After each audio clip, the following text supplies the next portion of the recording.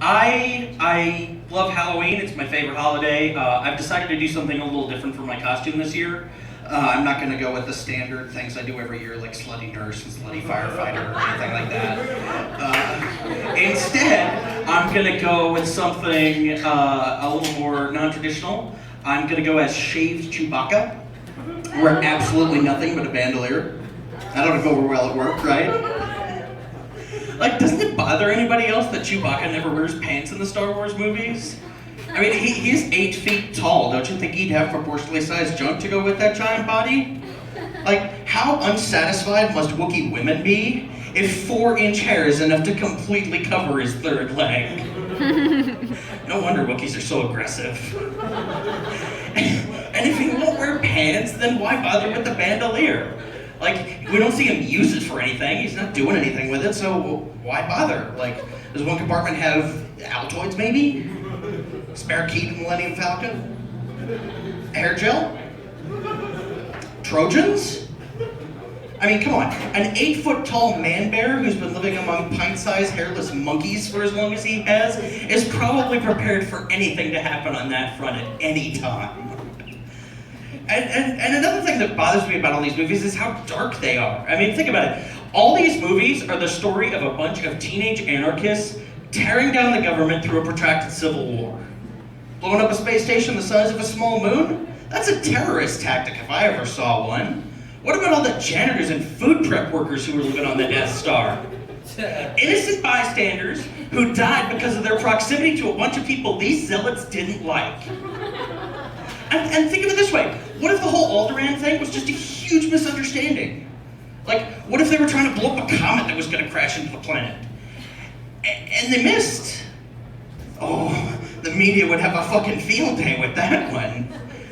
I mean, what if all these movies are just vicious propaganda by the local Fox News subsidiary? I mean, come on. Darth Vader's like a caricature villain. Big, 6'6" guy with a menacing voice, looking like he just walked out of Hell's own appliance showroom.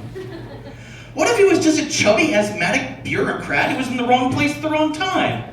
Victim of circumstances, you know?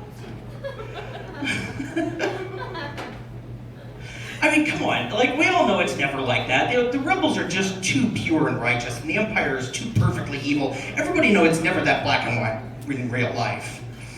You know, and the stormtroopers. Everybody who's ever watched Star Wars too many times has wondered why the stormtroopers are the most feared soldiers in the galaxy if they can't shoot straight. Out of thousands of shots fired, they hardly manage to kill anybody after the first 5 minutes. I mean, and why the stupid helmets with the narrow field of vision? For that matter, why bother armoring your soldiers at all if one shot takes them out anyway? But now I understand why they're so comically inept. It's because these movies are not documentaries, guys. They're propaganda films, played to people back on Tatooine to get them to go join the army.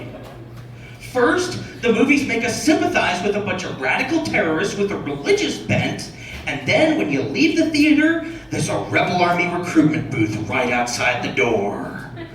I mean, come on, Darth Vader makes a deathbed conversion from his evil heathen faith? That sounds a little too convenient if you ask me, especially since he's not here to give his own side of the story.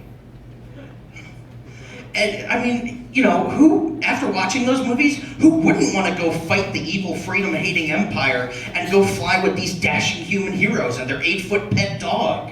And Chewbacca's character seems like he's the token black guy in a multicultural outfit.